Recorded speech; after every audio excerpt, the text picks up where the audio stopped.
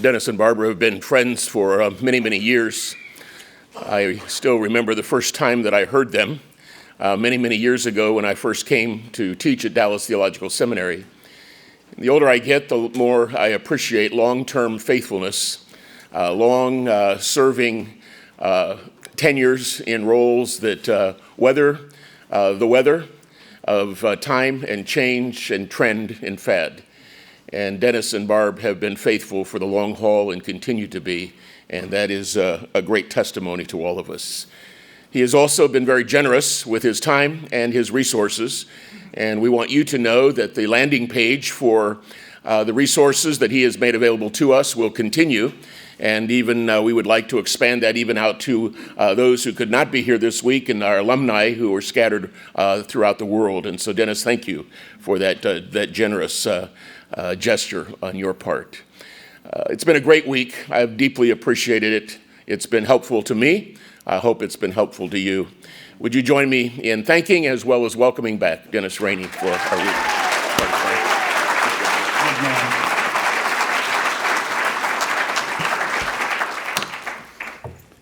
Well, I'm reminded when you talked about faithfulness, however imperfect, I haven't quit.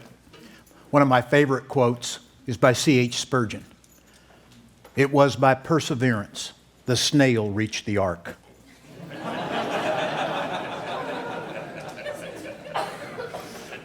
All right, listen up. We're going to have a giveaway here. So please, no mugging anyone. I want to start on a heavy note. Yesterday's message was about suffering. One of the great privileges of doing a radio program, you get to tell some phenomenal redemption stories. This is one of them. This is an untold love story by Johnny and Ken Tada. And they talk about, that's unbelievable. Way to go. This one's the story of Molly. That's a book, The Little Girl Who Lives 7 Days, my granddaughter, my firstborn of my daughter Rebecca. Barbara and Rebecca wrote a book subtitled Hearing God's Voice in Seasons of Grief. It's called Symphony in the Dark. And we've got it in a CD and in a book. And if someone here knows someone here in the seminary who's lost a baby in the last couple of years, these might be really good. Yeah, you know some people in Swiss Towers. And by the way, Swiss Towers is such a phenomenal experience to walk into at dinner time. I'm at the 10th floor, and it's like, that's Indian food, that's from Ethiopia, and going up, it is like a smokestack of aroma. Phenomenal experience. Whatever I eat isn't good after I've smelled all that great food that you guys have cooked over there. So it really is fun. Here's some books for moms and dads to read to their children. We're going to be talking about this today. One is called Thanksgiving, A Time to Remember, and it's the story of Thanksgiving. Barbara's an historian, and she and I went to Boston and did research on this. Really a great book to read aloud to your children. Remind them where our freedom comes from as a nation and the Christian heritage we have. Grandparent. Yeah, you'll like that. And then Barbara has written a series of books, and I'll tell you what, my wife is shrewd because she knows you capture children's attention through story. And so each of these books has 7 stories. And this one's about courage. 7 stories about great acts of courage by believers and followers of Christ. There you go. You can use that. Gratitude. You don't even know what it is? You're going to wait right there. Gratitude. Who has a family that is really struggling with being grateful? Anybody? Oh, I'm not believing that, because our family was the biggest bunch of gripers sometimes. That came out of the crucible right there. Truth. Passing on truth. You want it? No, I got it. You're going to take that when that woman wanted it back there? Here's one, forgiveness. Would you like this one? All right. Sorry, there'll be one for you here in a second. I'm not done.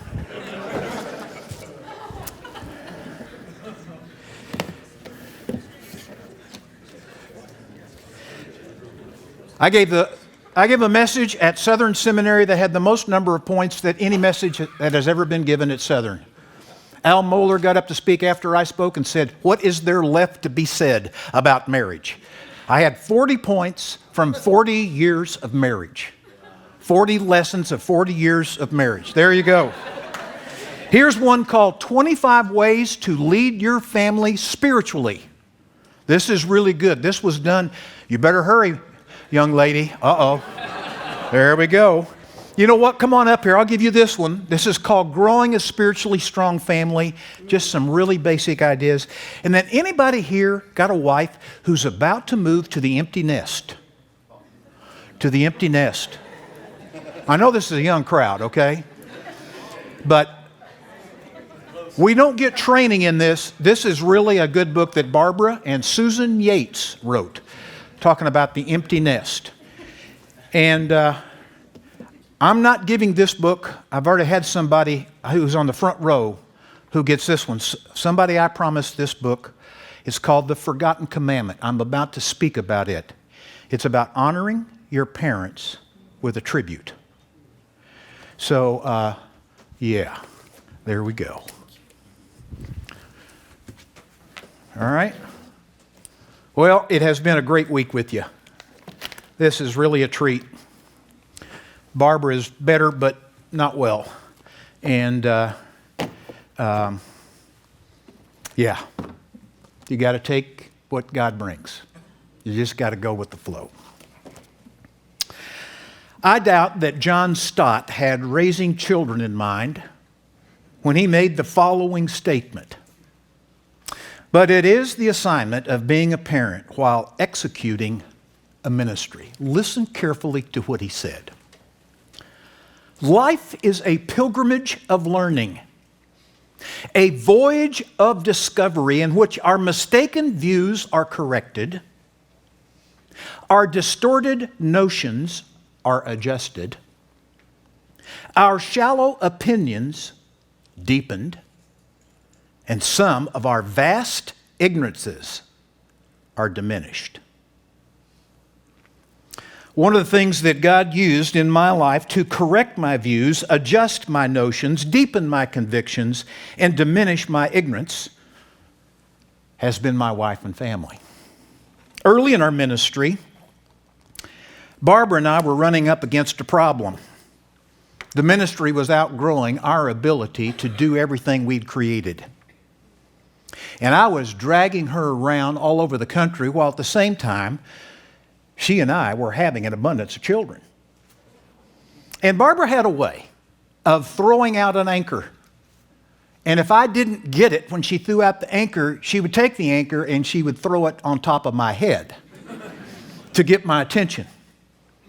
And finally, she got my attention. She said, "Honey, I can't be your wife, the mother of 4 under 4, and no, it was not under 4, it was 4 under 8 at the time. I can't be the mother of 4 under 8 and do all these conferences, speak, write, and follow you around wherever you go.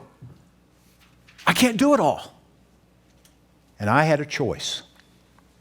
I had a choice to listen, understand, and honor my wife, or, and I remember thinking this thought, she is in the way of what God wants me to do. She is limiting me in accomplishing what the Almighty God has assigned me to perform. Little parenthetical thinking here. That kind of arrogant thinking reminds me now of what Alexander Solzhenitsyn said. Pride grows on the human heart like lard on a pig. And a man in ministry who is succeeding can become arrogant. So I had a choice. To ignore my wife's plea, press the pedal to the metal with full speed ahead, or to heed her warnings and honor her as a fellow heir of the grace of life. It was a pivotal moment in our marriage and family, and I might add, our ministry. What happened as a result is we created a speaker team, so that instead of people coming to hear the Dennis and Barbara Rainey show, they didn't come to hear a person. They just came to get the biblical blueprints for building a marriage and a family. And I can show you the spot in the road when we were on a date on a Friday night when there was 2 or 3 conferences across the country, and we weren't there. And we were having a good time. And we thought, there's several thousand people hearing God's blueprints, and we don't have to be there.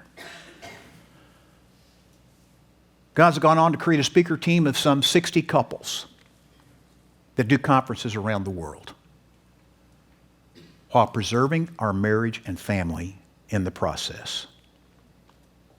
We've learned a lot of other things in the process. Children are a blessing, Psalm 127, 3-5. Behold, children are a heritage from the Lord. The fruit of the womb is a reward. Like arrows in the hands of a warrior are the children of one's youth. Blessed is the man who fills his quiver with them. He shall not be put to shame when he speaks with his enemies in the gate. There's a lot of unbiblical thinking about children. They're getting a bad rap today. They're a blessing, not a burden. Yes, they are a pain at times. But you know what? They're a high and holy calling and privilege. Children are also God's last chance for us as parents to grow up. I mistakenly thought that God gave me 6 children to help them grow up. I determined and discovered that God gave us 6 to help me finish the process of moving from boyhood to manhood. Children are teachers who have divine assignments. They have taught us so much, but one of the most important things they've taught us is they have solidified our doctrine of depravity. Our own depravity, not theirs. Yes, it's clear they're selfish, but I am amazed what's been revealed of what's in my heart. Children are redemptive. They have saved Barbara and me from toxic self-absorption. I discovered that you cannot be selfish and raise 6 children simultaneously. It doesn't work. You're not going to be successful. All of life is about redemption, taking broken people and doing something marvelous and redeeming them. There's one last thing children have taught us. Listen carefully. Children can confront us with the forgotten commandment. This was really interesting how God surprised me with this. But we're in the process of raising kids, and all of a sudden I find myself reflecting back on my parents.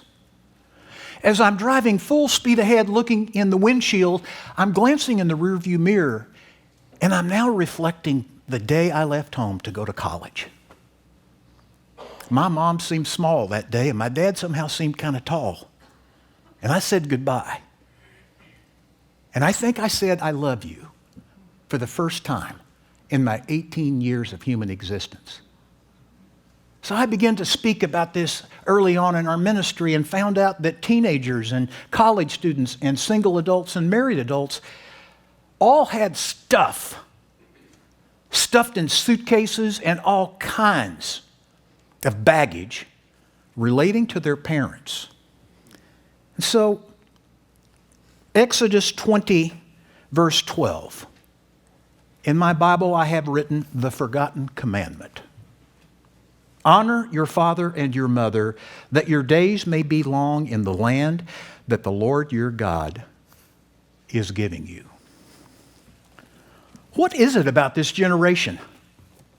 What is it about us as adults, as we think about our parents, that we want to bash and blame, looking back at their failures, pulling out a microscope and focusing on what they didn't do, and somehow feeling pious and justified. It's the heart of a Pharisee. To be sure, parents have done evil things. I'm not talking about that. It's interesting what our parents' response is to what we do. I'll never forget, I told my dad after I graduated from college and decided to go into the ministry, he said, "How are they going to pay you?" And I told him, I had to go raise my own support. And he only had one comment. He just kind of went, well, if I went to work for somebody who couldn't pay me, I wouldn't. Did you know that in Cru, formerly Campus Crusade for Christ, the number one obstacle to college students going into the ministry is parents? Many of them Christian parents. What do your parents think about what you're doing? You can grouse, you can gripe, you can criticize them for their lack of a biblical worldview. But you and I, my friend, have a responsibility back to the fifth commandment. Honor your mother and your father, that it may go well with you. So what I did was I began to try to honor my mom and dad. And my dad died suddenly in 1976, the year we started FamilyLife. And I had not written a tribute to my dad. And I determined that my mom would not die without me writing a tribute and giving it to her. So I wrote it. It was back in the days when you had to typeset it, framed it. And unfortunately, I didn't do what I should have done. I should have driven the 4 hours north to Ozark, Missouri, and looked her in the face and wept my way through it, sobbing in appreciation for her as my mom. But instead, I took the easy way out. I sent it in the mail. And she got it, and she calls me on a cold February day, and she said, "Are you talking about your mean old mom?" She thanked me. She hung that tribute right above where she ate breakfast, lunch, and dinner. She made the TV repairman read it, the plumber, the cable guy, family, friends. She said she'd pull it off the wall occasionally and just read it. You know, I get it now. I get it. Age takes its toll, and we remember far too often our failures. One of the guys we had on FamilyLife today was R.V. Brown. I wish you could meet R.V. Take a look at his picture here. R.V. works with youth. I forget how big his biceps are. But R.V. grew up in a family where he was number 17 of 18 children. His dad, Willie Fish Brown, couldn't read or write, but he knew the Bible and he lived the Bible. Willie Fish Brown held down 2 jobs, one of them working in a concrete factory. R.V. said he would go to work black and come back white.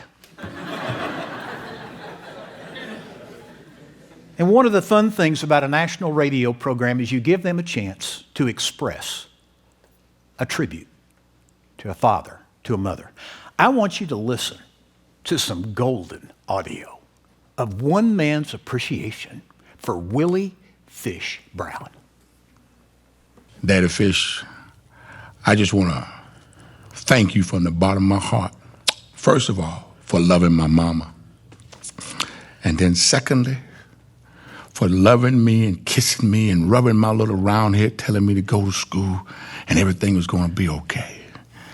And then, Dad, I want to thank you for taking me fishing. July the 6th, 1959, for the first time. Today, my son fished. I took him to the same spot, Daddy. And we stood there until he caught a fish. And, Dad, I want to just tell you what an awesome leader you was. With no education, Dad, you taught me. You educated me how to love, how to appreciate you, Dad. Not only how to appreciate you, but to enjoy my life today because of what you did and how you love me, Dad. And I wish I could hug you today, Dad. But I know you're sitting And in heaven, you can see everything that your son is doing now. And Dad, I always ask you, and I say it all the time, Dad, how am I doing, Dad? When I look at your picture and Mom picture over my head in my easy chair, I always look at it and say, Dad, am I doing okay? Am I loving my wife the way you love my mom? Dad, thank you for being a dad and not a father. Thank you for taking me fishing and sitting down talking with me on the bank when nothing was biting. Dad, thank you for teaching me how to farm and to take care of other people and share whatever I got with other people, Dad. I'm the kind of man I am today because of who you are, Dad. And I just pray for other dads that they love their children and love their wives the way my dad loved my mama and loved us. Even today, Dad, I'm next to the baby. And I keep the family together, Dad, because once a year, twice a year, I get them all together and we have dinner together, Dad, just like we did at your house on New Year's, Dad. Thank you, Dad and Mom, for being who you are. And you live to this day inside of me, Dad. Every day I wake up, I see you, Dad. I see you. I see your smile. I see you where you walk, and I see the way you talk to people. And remember, Dad, I asked you, did that man know you? And he said, no, but I just think he thinks he knows me, but he would talk to you. And my son asked me the same thing, Dad. When people walk up to me and start conversating with me, and they walk out, he said, Dad, do you know that guy? I said, no, but he knows me. It's the same thing, Dad. It's happening all over again because of what you did, Dad. Willie Fish, you're a special man. Willie Fish, you're a godly man. Even though you couldn't read, you taught me how to love through the Word of God. And not only couldn't read it, but you explained it to me, Father. Dad, thank you for being my dad. I wouldn't want nobody else to be my dad but you, Dad. Thank you for loving Mama. Thank you for the leadership and the authority in which you raised us in. Thank you for the discipline. And most of all, Father, I want to thank you for that hug and that kiss and that little rub my little round head and say, you're going to be okay, son. Dad, I love you. And one day I'll spend eternity with you. Thanks, Dad.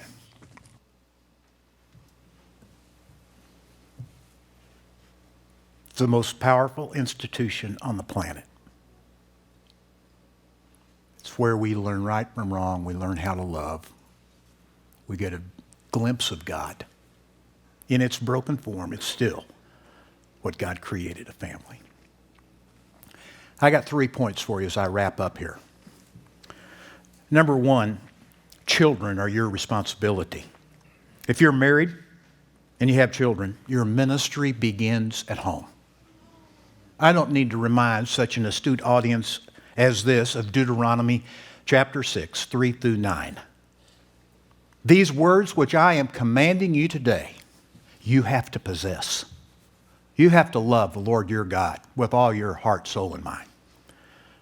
And they shall be on your heart, and you shall teach them diligently. Train them every day as you walk through your house, as you live out your life, modeling what this book calls us to do. Unfortunately, the ministry can co-opt our children. I have never forgotten a biography of Bob Pierce, founder of World Vision, written by his daughter, Marilee Dunker. It's a paradox. You can see it in the title. The title of the book is called Days of Splendor, Seasons of Night. It's a paradox of her dad's absence from home, sometimes for months and even years at a time, going global to feed the hungry. A paradox of a man who went near the homeless but left his children homeless. Dunker writes this statement. This is chilling. May it not be said of any of us in this room. Daddy had an agreement with God. He would feed and take care of God's children overseas if God would take care of his wife and children at home. Unfortunately, the agreement was Daddy's, not God's. A daughter's suicide, his wife's mental illness took their toll, upon her physical health, with the final destruction of his family by divorce, all giving credence to what she said. Bob Pierce built an incredible ministry, but he failed in building his own home. Where are you unwilling to fail?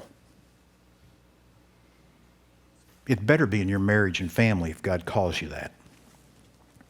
Don't let the ministry seduce you into ignoring your primary ministry to your spouse and family. Number 2, you need to embrace the same goal as a couple. If you're going to be successful in your ministry of raising children, you must agree on a single set of blueprints for building those children. Now, the problem is, he's got a set of blueprints, she's got a set of blueprints. And sometimes they overlap a little. But we assume our blueprints are the same. And they hand us a baby, and they call us mom and dad, and we begin the process of realizing we're different. We came from vastly different backgrounds and families. When I started out, I actually brought this with me. I began to write out, you can see this is a pretty well-worn piece of paper. I began to write out all the things I wanted to teach our kids. Started out to be 25 things I wanted to teach our kids. And you can see it has 55 on there. The last few were handwritten. This is overwhelming. So I decided to do something different. I took the better part of a year and I went and interviewed theologians, pastors, biblically anchored counselors, asking them, what is the essence of parenting? What is the essence that this book teaches? And I'll tell you what I found. There's 4 things. And I would make this offer to anybody here because this is a critically thinking group of people. If you can give me a 5th, or if you can reduce this to 3, help me. Because I think simplicity is a whole lot easier than complexity. So I'll share with you what I came up with, the 4 areas that you need to treat like reading, writing, and arithmetic. Kind of the basics of raising a kid. And when Barbara and I would go out on our romantic dates that soon became unromantic, talking about how we would raise the kids, we would revisit these 4 areas and talk about how this child is doing, how this one's doing. And you know what? It was always different because each child was different. Number 1, identity. Spiritual and sexual identity. It's where the Bible begins in Genesis 1:27. You know, He created them, male and female, in the image of God. In the image of God, He created them. They are image bearers, made for a relationship with God and also to be image bearers to a broken world. They need to understand their spiritual address, their spiritual identity. And to do that, they have to know who God is and think rightly about who God is. The spirit of this age is going across the grain at this one. My friend John Yates, who led the rebellion against the Episcopal Church and its liberalism and helped establish the Anglican Church here in North America, had one of his former colleagues come to him and say, you know, John, your God is simply going to have to change. Well, you know what? Our God isn't going to change, and our kids need to know that, and they need to know who He is. It's an opportunity as you raise them to teach them about faith in God. And may I just give you one little warning? Don't freak out if they have doubts. Why? Because you and I have doubts. One of my favorite quotes that wraps up kind of how I finally became on fire for Jesus Christ came from a chaplain of the Washington Redskins, Tom Skinner. He said this: I spent a long time trying to come to grips with my doubts, when suddenly I realized I better come to grips with what I believe. I have since moved from the agony of questions I still can't answer to the reality of answers that are unescapable. And it's a great relief. Don't freak out when your kids have doubts. Thank them for coming to you and talk about how you have had your doubts. Spiritual identity, sexual identity. This was a big deal when Barbara and I first did this. This is a huge deal today. They have to be anchored so that when the cultural winds blow, they aren't confused. And it's going to start in kindergarten or before, folks.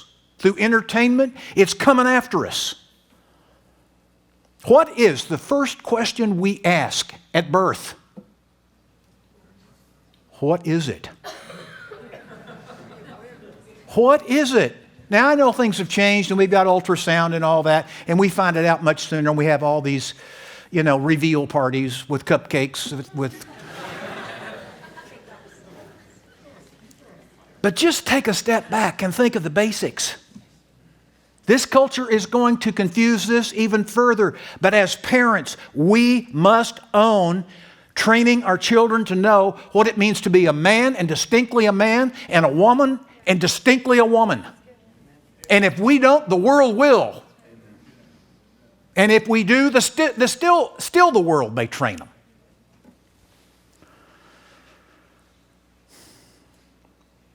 Just a few months ago, I was in Wrightsville prison at a graduation from a group of men who went through our Stepping Up for Men. 100 inmates went through that. And we had a video camera that caught these guys and what they said about what they had learned. Prisoners. One guy came up and said, "What I'm about to say is not going to make a lot of sense to you, but I've been in prison 5 years. And I thank God I'm here. Because I didn't see any kind of man on the street. I had no daddy. I've never had a model. I didn't know what a man was or what a man did. But because I came to prison, I found out. I thank God I'm in prison." This is an urgent issue today. We've got to provide it. Sexual training for our children. Sexual identity. Secondly, relationships. First is identity. Second is relationships. Relationships with God and with others. You know what our Savior said when he was asked, what's the greatest commandment? He wrapped it up and said it's relationships. Relationship with God, love Him. Relationship with people, love them. We were made by God for relationship with Him and with others. Your home is the training ground, the incubator for modeling how two selfish, sinful, depraved human beings relate to each other. Use your failures to teach your children. Show them how two broken people learn to love and be loved. How they ask for forgiveness when they've wronged another, and how they forgive one another. And more than one occasion, I would stop in the midst of a argument with Barbara, heated exchange, disagreement, whatever you want to call it, because our kids had kind of circled us and going like a tennis match, back and forth. And I would stop and I'd say, "Time out, Barbara." I'd turn to the kids and say, "Your mom and I have a disagreement, all right? This happens between human beings. We're okay, we're committed. We're not going anywhere." And by the way, they need to know that. When I was a boy 5 years old, I remember an argument my mom and dad had in 1953, and I shook with fear because I was afraid they'd get a divorce. And I'm going to tell you something. One classmate, by the time I graduated, 13 years later from high school, one classmate's family had gotten a divorce. Do you know what your kids are going to see? 40, 50, 60% of their classmates coming from broken homes. I had one young lady tell me, who's graduating from Texas A&M, "My friends don't know anybody who's got a marriage worth replicating." I'm going to tell you, folks, one of the greatest witnessing tools in this generation is going to be a man and a woman in their brokenness, hammering it out and going the distance and loving each other. And your kids are going to get a glimpse of that firsthand. Do it well. Third, character. That's what the book of Proverbs is all about. Wisdom and not foolishness, choosing right, not wrong. As parents, we are to equip, train, coach, and guide them through the traps that they are going to face in life. That's what the father did in Proverbs, didn't he? 5 through 7. My son, know this about the prostitute, the woman who twists the pearls and winks her eyelashes and who smiles and invites you in to her scented sheets. Don't be like an ox to the slaughter. Character. There's a lot of ways to teach this. One of the things I told my daughters when I dated them, and I dated my daughters all the way through childhood, we'd go out for dates and we'd have chocolate ice cream, chocolate pie, chocolate pudding. We'd laugh about what Mom would be saying if she knew that was our dinner. But I told them as we'd be driving back, and my little daughter Ashley had her little pigtails like this, and she's grinning, and we had a great time. I said, I just want you to know, Ashley, when you get big enough to go out on a date, Daddy's going to interview your dates. Oh, that'd be good, Dad. That'd be good. Huh? At 5 years of age? Makes a lot of sense. So the first guy took her out on a date when she was 16. And she told him, you got to go talk to my dad. So he came over to my office. And I found out what he liked. He liked RC Cola. So I got an RC Cola. I went out, leaned up against his motorbike. Asked if he was going to take her out on that. He assured me he had a car he was going to use. His name was Kevin. I said, Kevin, my daughter is not my possession, but she has been given to me to steward, to protect. And I just want to just share with you, Kevin, that she's a beautiful young lady, isn't she? Yep. God made her as a woman to be different than a man. You're attracted to her, right? Mm-hmm. She's got a cute body too, doesn't she? Well, now think about that for a moment. What is a 16-year-old boy going to say? If he agrees with me, he's going to feel like I've got him. If he lies through his teeth, he and I both know he's not telling the truth. He kind of grunted out, whatever. And I said, I just want you to know, Kevin, because of my work, I know how teenage boys think. And research has proven they think about sex every 7 seconds. And Kevin, you and I both know they're lying about the other 6 seconds. His eyes are beginning to dilate by this point. And I said, Kevin, I want you to know as my daughter's daddy that I want you to keep your lips and your hands off my daughter's body. Are we clear about this, Kevin? Yes, sir. Whether you go out 50 times or 1 time, I don't care. I want this to be a noble relationship. Well, you know what? I had 4 daughters. I interviewed, 35, 40 guys before it was done. Scratch that. One of them was a wimp. He passed out in the living room as I was talking to him.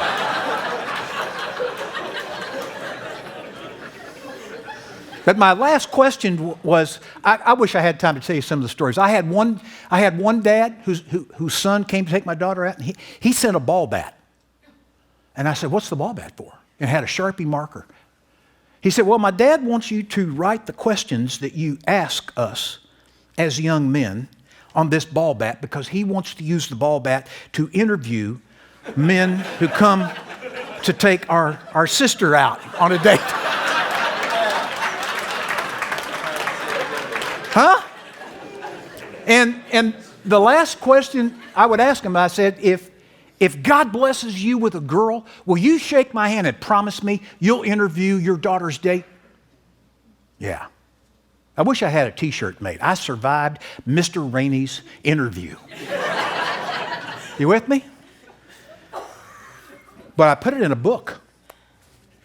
I've got 3 books. Right here. Interviewing your daughter's date. Anybody got a daughter?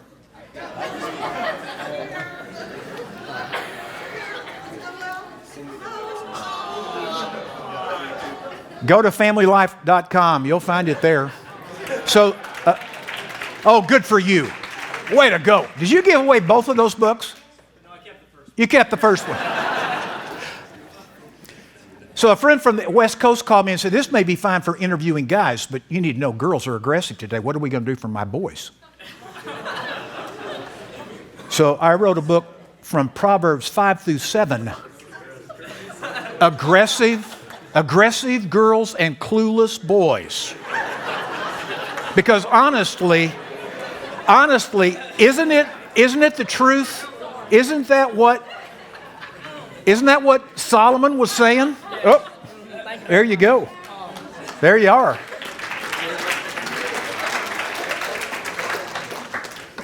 Identity, relationships, character. Fourth one, mission. Mission. Neil Postman writes in his book, The Disappearance of Childhood, our children are the living messages we send to a time we will not see. Listen to me, folks. The family is the original Great Commission training center. Amen. In cooperation and in tandem with the church, it dare not fail. Why? Because I'm going to tell you, there are other religions that are populating the earth with tens of millions. This is a spiritual relay race, and one where we have to be multiplying out disciples who have a vision for the world. And it can take all forms of application. They all don't have to be in quote unquote vocational Christian ministry to have a Great Commission mindset.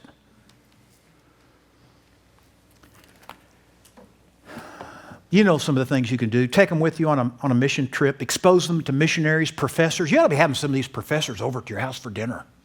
Seriously. Hear their story. Let them share their story. Let your kids hear it. Read stories to them, like what Barbara created about those who have modeled sacrificial service. And I just add this. You want to go near the heart of God? Take them near the orphan. Take them near the orphan. I've got to tell you this story. Bill will forgive me for going over a little, won't you? Yes. What can he do? I'm going home this afternoon, huh? I was asked to speak at I think it was called Light Festival in Sioux Falls, South Dakota. It was in a cornfield. 25 bands. I was the only guy over 30 in the place. There was 100,000 people in that field.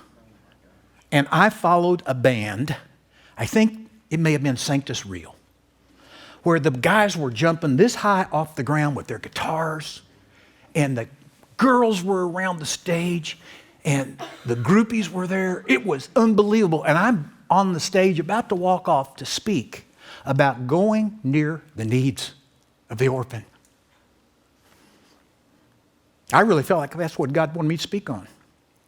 And so they finished, I walked out, and the 300 to 400 kids that had gathered around the stage were continuing to talk. Think cafeteria. Okay?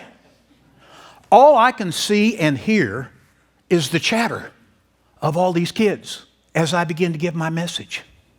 Well, by the time I was over, I was going, I'll never do that again. That was the biggest dud message I've ever given. Well, one thing I didn't mention to you that you should know is I took my 2 son-in-laws and 3 of my grandsons with me to go do that speaking engagement. So they were in the audience. And when we were on the plane going back, one of them asked me, one of my sons-in-law asked me, said, how'd you think it went? I said, pitiful. I said, I didn't feel like anybody was listening. And there's this little voice from the dark in the plane goes, I was listening, Papa. I want to start an orphan ministry in my church.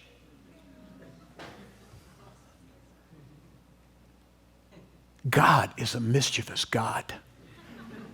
And now the rest of the story. I didn't know that Michael, who had asked me the question, and his son, I didn't know that Michael and Ashley, my daughter, had been talking about orphans. And that was all they needed to goad them to finally launch an orphan community in their church and empty their county of all foster care kids who need Christian homes to go to. And I just found out from him, there are now no waiting children in their county. None. Isn't that cool? And 1 week ago today, I was in a county courthouse with Ashley and Michael, with a little boy by the name of Will, who became my 21st grandson. You have no idea what God's up to. Our God is going to use you in ways you will not even imagine, in spite of you. One last point. We'll wrap this up quickly. Just a word about rebels and prodigals. What do you do when things don't turn out to be a Norman Rockwell painting? Well, I want you to know there's a reason why the Bible is filled with stories of dysfunctional people and dysfunctional families. Do you know why it is? Because we're dysfunctional. I don't know how perfect you want to make my family, but I'm going to promise you something. It's not perfect. You've got to learn that children aren't robots. They have to hammer out their own faith. That the perfect father, who had the perfect garden, had 2 prodigals. You've got to learn to protect your marriage in the midst of a prodigal. They can take the wind out of your sails. And one warning, being a parent is a setup for being an enabler, rescuing a child when they need to hit rock bottom.